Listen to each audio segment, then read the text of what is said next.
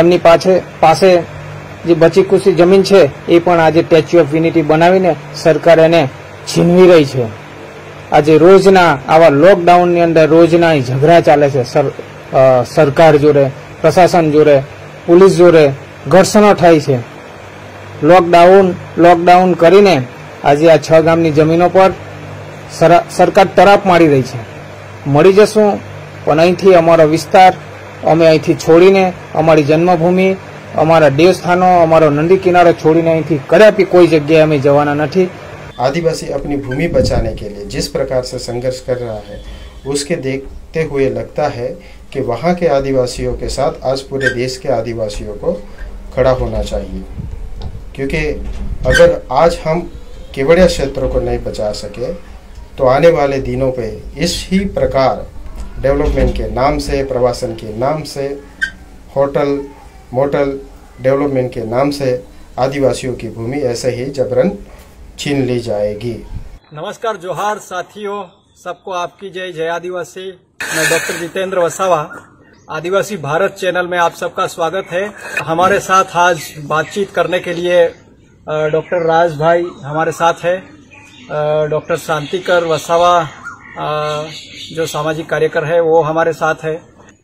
आज एक आम आदमी, जो आदिवासी समुदाय का आम आदमी जिस तरह से गांव में जी रहा है और जिस तरह से गांव में अपनी हालातों के साथ जी रहा है, अनेक समस्याओं के साथ जी रहा है, बहुत सारे संघर्षों के साथ जी रहा है, उसी संघर्षों में खुद की आवाज को वो देश दुनिया के सामने नहीं बुलंद कर पाता।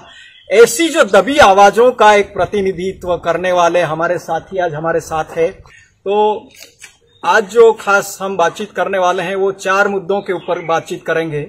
पहली जो बात है वो आप सब जानते हैं, जिसे स्टैच्यू ऑफ यूनिटी के नाम से पूरे देश दुनिया में जिस बात को फैलाया गया है, उस स्टैच्यू ऑफ यूनिटी के उजलेपन के पीछे एक जो अंधेरा आपको दिखाई नहीं दिया जा रहा है या तो दिखाया नहीं जा रहा है, उस अंधेरे की हम थोड़ी बात करेंगे कि उस स्टैच्यू ऑफ यूनिटी के आसपास इलाकों में गुजरात के आदिवासियों के साथ क्या हो रहा है। देश भर में हम देख रहे हैं कि एक कोरोना की बड़ी महामारी है, पर साथियों आपको बता दें कि आदिवासी इलाकों में कोरोना से भी सबसे बड़ी महामारी अगर बताई जाए तो ये आदिवासियों के हक अधिकार छीनने वाली महामारी आदिवासी झेल रहे हैं। तो ऐसी एक बड़ी महामारी इस स्टैच्यू ऑफ यूनिटी के इलाकों में फैली हुई है, उसी की हम बात करते हैं। राज भाई, आप उस संगठन के साथी रहे हैं और आपने वहाँ की ज़मीनी स्तर की हालातों को देखा है। तो फिलहाल ये जो लोग सरकार के जो प्रतिनिधि है और पुलिस कर्मचारी है, से लोग 144 में घर में है, लोगों को इकट्ठा नहीं होना है, और ये जो कानून है वो सिर्फ लोगों के लिए ही बना है कि सरकार के जो लोग जो काम करने के लिए बाहर निकल चुके हैं, जैसे स्टैच्यू ऑफ यूनिटी के आसपास के इलाकों में 6 गाँव में जो जिस तरह से वीडियो सामने आए हैं, क्या ये सरकार को ये कानून 144 ये सरकार के जो कानून लोग हैं उनको नहीं लागू होता है? डॉक्टर जितेंद्र जी, सबसे पहले मैं आपका और आपकी चैनल का धन्यवाद अदा करना चाहता हूँ कि आपने इस इम्पोर्टेंट इश्यूज़ के ऊपर आज हमें बोलने का मौका अवसर दिया आपने, और हमें इनवाइट करके ये इश्यूज़ को हम नेशन वाइड कैसे रेज करें, इसको कैसे पूरे देश में जो गुजरात की भारतीय जनता पार्टी की जो सरकार है वो किस तरह से जो केवड़िया कॉलोनी के आदिवासी जो गांव है और आदिवासी समुदाय को किस तरह से ये दमन कर रही है, अत्याचार कर रही है, और जो लॉ एंड ऑर्डर्स है उसका किस तरह से दुरुपयोग कर रही है, वो बात आज हम आपके बीच में आपकी चैनल के माध्यम से रखना चाहते हैं। तो स्टैच्यू ऑफ यूनिटी के बारे में अगर हम बात करते हैं तो सबसे पहले स्टैच्यू ऑफ यूनिटी का थोड़ा बहुत इतिहास भी हमें लोगों के बीच में रखना चाहिए, क्योंकि जब तक हम इतिहास नहीं जानेंगे तो हम प्रेजेंट का या फ्यूचर का इम्पैक्ट क्या होगा वो हम नहीं जान पाएंगे।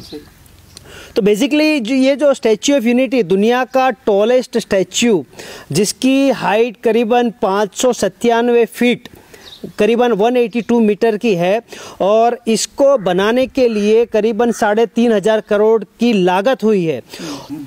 अच्छा, बात यह थी कि स्टैच्यू ऑफ यूनिटी के लिए सिर्फ पहले गवर्नमेंट ऐसा कह रही थी कि हमें एक छोटी सी हिल चाहिए, जिसको हम यहाँ के जो लोकल एक्टिविस्ट है उसे साधु टेकरी के नाम पे जानते थे। और ये जो साधु टेकरी है वो एक्चुअली हम आदिवासियों की आस्था का स्थान था। तो जो आस्था का स्थान था उसको डेमोलिश करके इन्होंने कहा कि हम यहाँ पर स्टैच्यू एक बनाना चाहते हैं, जिससे जो नर्मदा जो डैम बना है, नर्मदा रिवर के ऊपर जो सरदार सरोवर डैम बना है, उसका पूरा व्यू दिखा सके। तो उसके मद्देनजर ये गवर्नमेंट ने ये एक प्रोजेक्ट रखा। 2012 में जब नरेंद्र मोदी जी गुजरात के मुख्यमंत्री थे तब उन्होंने भूमि पूजन किया था। तो उस टाइम पे उन्होंने सिर्फ ये कहा था कि हमें सिर्फ एक ये छोटी सी हिल का जो एरिया है वो चाहिए। अब जो सरकार की जो हिडन जो मोनोपोली रहती है वो लोगों को पता नहीं थी। गवर्नमेंट ने ऐसा लोगों को बताया कि अगर ये स्टैच्यू यहाँ पर बनेगा तो यहाँ पर प्रवासन जो लोग हैं, टूरिस्ट लोग आएंगे, आपको रोजगारी मिलेगी और आपका डेवलपमेंट होगा। तो स्टैच्यू ऑफ यूनिटी की बात करें, स्टैच्यू ऑफ यूनिटी के लिए आपने 6 गांव बोला था, एक्चुअली वो 6 ग्रुप ग्राम पंचायत है। ओवरऑल 14 जो विलेज है, 14 विलेज का करीबन 10,280 हेक्टेयर टोटल जमीन है और करीबन 20,000 से ज़्यादा लोग इस प्रोजेक्ट के तहत विस्थापित होंगे। मेरा ये कहना है गवर्नमेंट जो भी अगर अपना प्रोजेक्ट रखती है तो आप ट्रांसपेरेंसी रखिए कि आप इतने क्षेत्रों को आप कवर करेंगे, इसमें ये प्रोजेक्ट्स आएगा, इतने लोगों को जॉब मिलेगी या इतने लोगों का डेवलपमेंट होगा। लेकिन गवर्नमेंट अपने जो एजेंडा है उसको हिडन रखती है, छिपा के रखती है और स्टेप बाय स्टेप उसे आगे बढ़ाती है। तो ये जो अनुसूची 5 का जो हमारा एरिया है वो एक्चुअली आदिवासियों का जो पारंपरिक जो रीत रिवाज है, जो हमारी संस्कृति है, जो हमारी सभ्यता है, हमारी जो बोली है, लैंग्वेजेस, उसको प्रिजर्व करने के लिए हमारे जो हमारे नेचुरल रिसोर्सेस है, जो हमारी क्या बोलते हैं आय का एक स्रोत है, उसे प्रिजर्व करने के लिए अनुसूची 5 का प्रावधान किया गया था। वो प्रावधान के तहत आप कोई भी गैर आदिवासी हो जो अनुसूची 5 का एरिया है उसमें आप घूम नहीं सकते इंडिपेंडेंटली, आपको पर्टिकुलर ग्राम पंचायत से परमिशन लेनी पड़ेगी। लेकिन गुजरात की जो ये भारतीय जनता पार्टी की सरकार है वो अनुसूची 5 जो हमारी जो आर्टिकल है उसको ख़त्म कर दिया, उसको डेमोलिश करके अपनी मन मर्जी से ये जो ज़मीन कैप्चर करने के लिए, हथियाने के लिए स्टैच्यू ऑफ यूनिटी नाम का एक प्रोजेक्ट लाए हैं। स्टैच्यू ऑफ यूनिटी नाम का प्रोजेक्ट के साथ साथ ये नए नए दूसरे प्रोजेक्ट्स ला रहे हैं, जैसे कि वैली ऑफ फ्लावर्स हो गया, सभी 33 जो राज्यों के जो भवन है वो ला दिए, डायनासोर पार्क ला दिया, फिर रिवर राफ्टिंग प्रोजेक्ट्स ला दिया, ऐसे छोटे मोटे बहुत सारे प्रोजेक्ट्स ये लोग लाए, म्यूजियम्स ला दिए। तो इसके तहत ये पूरा एरिया डेवलप करना चाहते हैं। नहीं, पर जैसे देश में महामारी का एक बड़ा संकट चल रहा है जी, और लोगों को बताया जा रहा है कि आप घर में ही रहो जी, और एक तरफ आप लोगों को बोल रहे हैं कि आप घर में रहो जी, और दूसरी तरफ आप बाहर निकल के आप लोगों के विरुद्ध में जब काम शुरू कर रहे हैं जी, तो ऐसा एक माहौल केवड़िया में दिख रहा है जी, कि पूरा मतलब गुजरात बाहर नहीं निकल रहा है, गुजरात गवर्नमेंट को सपोर्ट कर रहे हैं लोग जी। ऐसे माहौल में जब गुजरात सरकार के लोग जब किसी एरिया को हथियाने के लिए, छीनने के लिए ऐसी महामारी का इस्तेमाल करेंगे, ऐसा आपने सोचा था? नहीं, मैं उसी बात पे आ रहा था, टू द पॉइंट। ये जब एक्चुअली क्या हुआ, जब 1 मई को एक गुजरात हाई कोर्ट में एक पिटीशन दर्ज हुई थी कि जो स्टैच्यू ऑफ यूनिटी का जो एरिया है उसके इर्द गिर्द कोई भी कंस्ट्रक्शन कोई नहीं कर सकता, ऐसा एक स्टे लाया था हाई कोर्ट ने। और वो हाई कोर्ट में मतलब जो स्टे था वो जो अपील दर्ज की थी उसको गुजरात हाई कोर्ट ने 1 मई 2020 को खारिज कर दी। तो जैसे 1 मई को ये जो अपील खारिज हुई, विद इन नेक्स्ट डे मतलब 2 मई को गुजरात की जो नर्मदा डिस्ट्रिक्ट की जो सरकारी प्रशासन है वो अपनी कुछ टीम लेकर ये जो अगल बगल के जो 6 ग्रुप ग्राम पंचायत है उसके जो ज़मीन है उसकी नापने के लिए, उसके सर्वे के लिए उन्होंने टीम उतार दी। तो वो सिर्फ 14 गांव की बात नहीं है, ये जो पूरा जो 72 गांव का जो रेडियस है उसे कैप्चर करना ये लोग चाहते हैं, जिसका हम सख्त मतलब शब्दों में विरोध करते हैं। क्योंकि एक तरफ गवर्नमेंट सिविलियंस के लिए लॉ एंड ऑर्डर कुछ अलग दिखाती है और गवर्नमेंट एम्प्लॉइज या गवर्नमेंट जो सेक्टर्स है उसके लिए अलग लॉ एंड ऑर्डर दिखाती है। तो ये कथनी और करनी में थोड़ा डिफरेंट है। एक तरह से ये डेवलपमेंट को आगे बढ़ा रहे हैं। हमारे एक साथी झारखंड के एक साथी है बीजू टोप्पो, जो बहुत नामी डॉक्यूमेंट्री फिल्मकार है। उसने बहुत साल पहले एक फिल्म बनाई थी जिसका नाम था विकास बंदूक की नाल पर। तो शायद मुझे ऐसा लग रहा है डॉक्टर साहब कि ये गुजरात में केवड़िया में स्टैच्यू ऑफ यूनिटी के आसपास क्या वो विकास बंदूक की नाल पर आप देख रहे हैं? हम स्टैच्यू ऑफ यूनिटी है उसके बिल्कुल नज़दीक रहते हैं। कई सालों से हम वहाँ राजपीपला में रहते हैं और जो स्टैच्यू ऑफ यूनिटी बना है उसके लिए जो ज़मीनें एक्वायर्ड हो रही है उसके लिए जो लोग लड़ रहे हैं हम उसको नज़दीक से, बहुत ही नज़दीक से देख रहे हैं। ऐसे कहे तो हम जो नर्मदा पे केवड़िया का जो नवागाम डैम बना है 1962 में, तो डैम बना है और उसका जो शिलान्यास किया है उसी वक्त से ही हमारे आदिवासी वहाँ पे लड़ रहे हैं। तो डैम बना इतने साल तो सब लड़े, तब तक ज़मीनें सब एक्वायर्ड हो रही थी।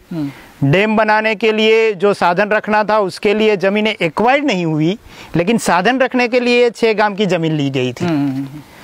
तो ये एक विस्थापन नहीं था लोगों के, यानी कि विस्थापन का मुआवजा जो मिलता है वो विस्थापन नहीं था। तो ये सामान रखने के लिए वो ज़मीनें ली गई थी। उसके बाद डैम बन गया, लोगों ने सोचा कि चलो डैम बन गया है अब तो हमको राहत मिलेगी, हम जी पाएंगे अच्छी तरह से, शायद पानी भी मिलेगा तो हम खेती भी कर पाएंगे। लेकिन ये स्टैच्यू ये कभी सोचा ही नहीं था यहाँ के लोगों ने। ऐसा भी एक दिन आएगा कि ये स्टैच्यू हमारे लिए ये मौत की बंदूक की नाल से विकास होगा। सरदार साहब अगर ऊपर से देख रहे होंगे तो वो भी सोच रहे हैं कि मैं कितने लोगों को, आदिवासियों को मार रहा हूँ। तो ये स्टैच्यू बना, हमारे लोगों ने सोचा चलो ये नदी के बीच में बन रहा है, बनने दो। हमारा जो ये वहाँ के पूजा करने की जगह पे थी, फिर भी जाने दिया लोगों ने। तो स्टैच्यू बन गया, हमको पता नहीं था धीरे धीरे और इसके बाद ये ज़मीनें एक्वायर्ड होने लगी। जो ज़मीन पे लोग बहुत सालों से रह रहे थे वो उस पे खेती कर रहे थे। तो जो ज़मीनें थी वो सभी लोगों के नाम पे थी। फिर भी धीरे वो ज़मीन निगम ने कैसे उनके निगम के नाम पे कर लिया पता ही नहीं चला लोगों को। अच्छा, लोगों की ही ज़मीन निगम ने अपने नाम कर लिया, पता ही नहीं चला। मतलब 5th शेड्यूल का खुला उल्लंघन हुआ। तो ये स्टैच्यू बन गया। उसके बाद सरकार ने एक बहुत बड़ी साजिश की तहत गुजरात गवर्नमेंट ने एक एक्ट बनाया, जिस एक्ट के बारे में अभी राज भाई ने, अच्छा, statue of unity development, area development and governance act 2019 जो बना वो बिल्कुल ही 5वीं अनुसूची के खिलाफ है। क्योंकि 5वीं अनुसूची कहती है कि कोई भी एक्ट बनता है वो विधानसभा नहीं बना सकती जब तक टीएसी और राज्यपाल उसको अनुमति नहीं देती और राष्ट्रपति उसको मंजूर नहीं देते, तब तक कोई भी एक्ट 5वीं अनुसूची में लागू नहीं हो सकता। फिर भी गवर्नमेंट ने वो एक्ट बनाया और इस एक्ट की तहत जो सत्ता मंडल बना उसमें भी आदिवासियों को 5वीं अनुसूची है, इसके लिए भी आदिवासियों को जो प्रतिनिधित्व मिलना चाहिए था वो नहीं मिला। और जो ज़मीन एक्वायर्ड करने की जो कामगिरी थी वो सरकार ने शुरू करी। उसके खिलाफ जो एक पिटीशन थर्ड पार्टी के द्वारा हाईकोर्ट में दायर की गई थी, उस पिटीशन में एक 1 मई को एक जो उसका जो डिसीजन आया है उसमें उसने कहा है कि जो अफेक्टेड लोग हैं, पिटीशन पूरी तरह खारिज हुआ ऐसा भी नहीं है। जो अफेक्टेड लोग अगर जो पिटीशन करते हैं तो हम उसको सुनेंगे। आज केवड़िया से शुरू हुई है, बंदूक लगा करके विकास की शुरुआत की गई है। ये क्या रुकेगी या तो आगे बढ़ेगी? अपने लोगों को कैसा अपना लोगों का क्या भविष्य रहेगा अगर ये चलता रहा तो? लोग शांति प्रिय लोग हैं, कभी हिंसा नहीं करते हैं। और हिंसा में मानने वाले लोग नहीं है। आदिवासी समाज कभी हिंसा में, अगर आप उनके घर पे भी जाओगे तो पहले पूछेंगे कि पहले पानी देंगे और आखिर में पूछेंगे कि आप कहाँ से आए। इतने अहिंसक लोग के सामने जब ये चुनौती आ गई है, फिर भी हम लोग केवड़िया के लोग वो अहिंसक तरीके से ये लड़ाई लड़ रहे हैं। और प्रशासन जो है वो पूरा पुलिस बल, CRF, ये सब टुकड़ियाँ लगा के वहाँ की ज़मीनें हड़पने का काम कर रही है। देख रहा हूँ मैं कि देश भर के आदिवासी जो है एकजुट में आ रहे हैं, पर बहुत कम एकजुटता बन रही है। जैसे आज डांग के आदिवासी है, उनको ऐसा नहीं लग रहा है कि केवड़िया का सवाल हमारा सवाल है। आज बनासकांठा, साबरकांठा या छोटाउदेपुर के आदिवासियों को ऐसा नहीं लग रहा है कि केवड़िया जो ज़मीनें जा रही है, कल उठ करके हमारी ज़मीनें भी जा सकती है। तो हम लोग जानते हैं कि ये बड़े बड़े प्रोजेक्ट आ रहे हैं, दिल्ली मुंबई इंडस्ट्रियल कॉरिडोर है, फिर जो रिवर लिंक प्रोजेक्ट है। तो ये आप सोचते होंगे कि केवड़िया का ही ये इश्यू है, लेकिन ये आपके घर तक कब आएगा ये आपको पता नहीं है। सभी लोगों को ये अफेक्ट करेगा। और इस छोटाउदेपुर के आदिवासियों के लिए, सभी के लिए होगा, सलामत है ऐसा नहीं है। हाँ, सभी के लिए ये आने वाला है। और हम तो ये चाहते हैं कि ये पूरा नेचर जो है ये सुरक्षित रहे। आज का जो सिचुएशन खड़ा हुआ है, उत्क्रांति के बाद के बारे में बात करें तो वायरस अपनी ज़िंदगी बचाने के लिए कोरोना वायरस काम कर रहा है, मनुष्य अपनी ज़िंदगी के बचाने के लिए अपना काम कर रहा है। तो इस नेचर को हम बैलेंस रखेंगे, नेचर में जो सबको जीने का जो हक है उसको सुरक्षित रखेंगे। इस तरह का डेवलपमेंट हम नहीं करेंगे तो ही इस धरती को और सारे जीव को हम बचा पाएंगे। तो एक जो है राज भाई की जिस तरह से कॉन्स्टिट्यूशनल राइट्स है आदिवासियों के एरिया में, कुछ भी अगर आप काम कर रहे हैं, वो गवर्नमेंट हो, नॉन गवर्नमेंटल कोई ऑर्गेनाइजेशन हो, अगर आदिवासी एरिया में अगर कोई भी इस तरह के डेवलपमेंट से जुड़े हुए कोई कार्यक्रम कर रहे हैं, तो क्या आदिवासियों को उसमें से कुछ रॉयल्टी मिल सकती है? अगर मिल सकती है तो हम जानना चाहते हैं कि स्टैच्यू ऑफ यूनिटी जो अभी डेवलपमेंट हो रहा है उसमें कुछ आदिवासियों को मिल रहा है? देखिए, मेरा ऐसा मानना है जितेंद्र जी कि जो डेवलपमेंट की परिभाषा मैं दोबारा रिपीट करना चाहता हूँ कि डेवलपमेंट की भाषा आज के दौर में सिर्फ लूटना है, ना कि देना। सिर्फ लूटना है।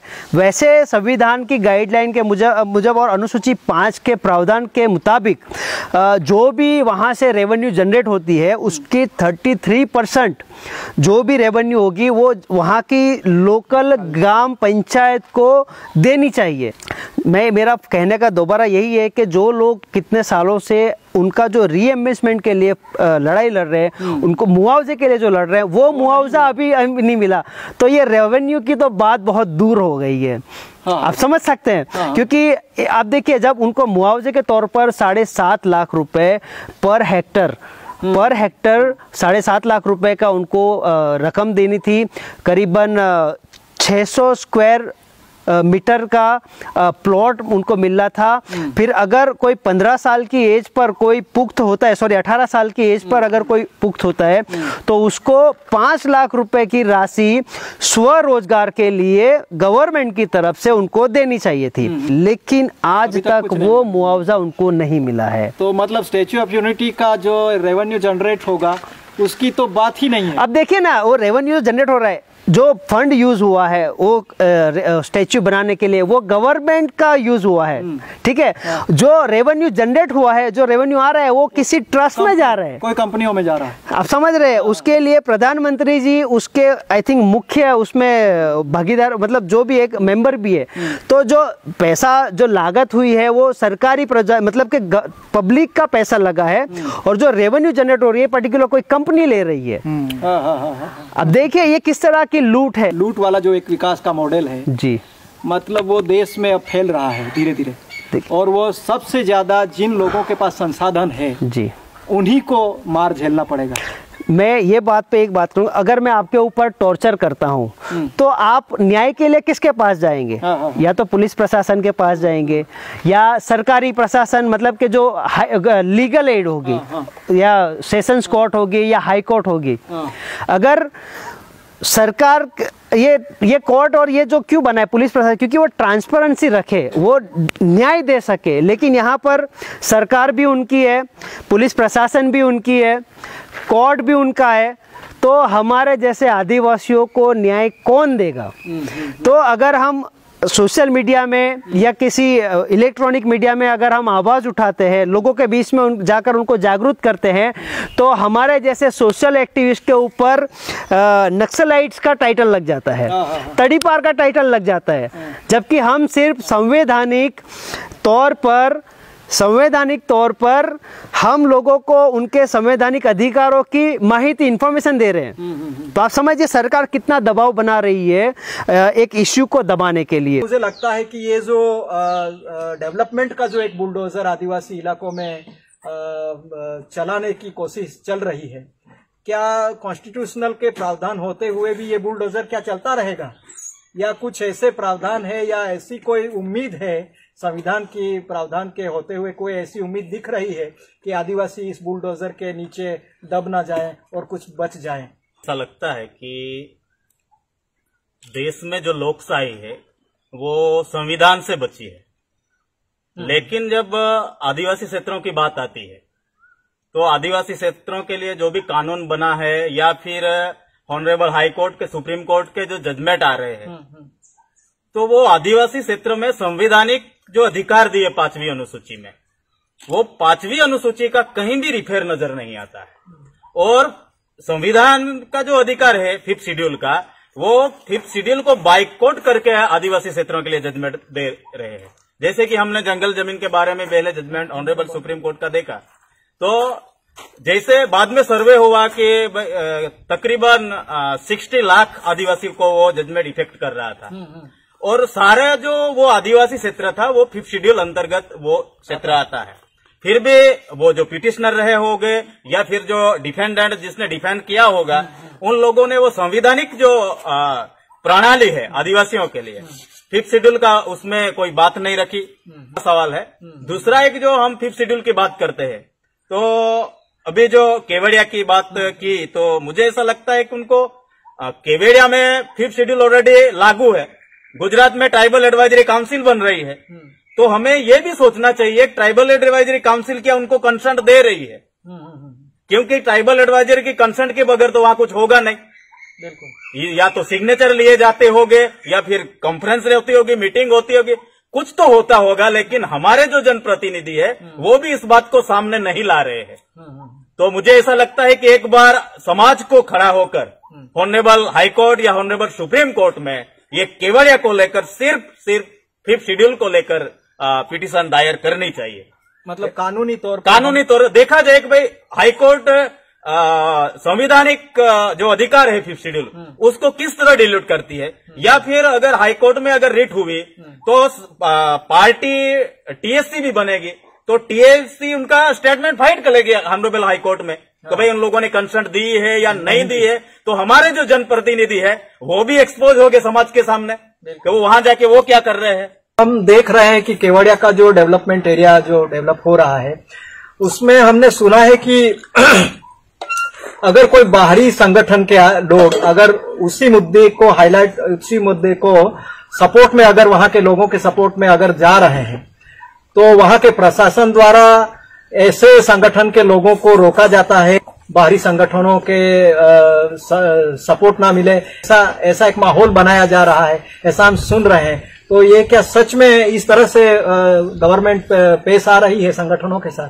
ये आपने जो बताया जितेंद्र भाई, ये सही चीज़ है, क्योंकि वहाँ का जो असली मुद्दा है, लोग जो सफ़र कर रहे हैं उसको रिप्रेजेंटेशन करने की जिम्मेदारी वहाँ के जो एमएलए है, वहाँ के जो जिला पंचायत तालुका पंचायत के सदस्य है, एमपीज है, उनकी जिम्मेदारी है।